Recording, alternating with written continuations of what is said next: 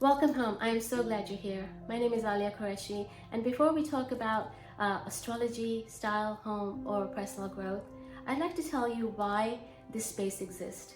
For many years, I believed I was building different careers. I was a fashion designer, a realtor, a student of astrology, a coach, right? Each path felt meaningful, but for a long time, I couldn't understand how they all belonged together. Then one day, something quietly shifted. For the first time in a long time, I felt completely at home within myself. And in that moment, I realized something that changed my life. Everything I had been creating had always been pointing towards the same truth, right? Fashion was never about what we wear, right? It was about self-expression. Homes were never about real estate. They were about creating places where we can truly live. Astrology wasn't about predictions, right? It was about reflection, a mirror that helps us understand ourselves with greater compassion and honesty, right?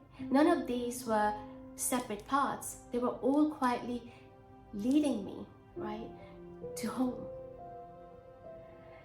And that realization became the foundation of everything I now share. Because I've come to believe something very simple. We were never meant to abandon ourselves in order to belong. Somewhere along the way, many of us learned to measure our worth through achievements, approval, perfection, or constantly taking care of everyone else before ourselves. Little by little, we drifted away from who we truly are, right? The aligned edit is an invitation to gently return, not by becoming someone new, but by releasing everything that isn't truly you. Self-full living is what naturally begins to unfold when you remember that your worth was never something you had to earn, right? It has always been within you.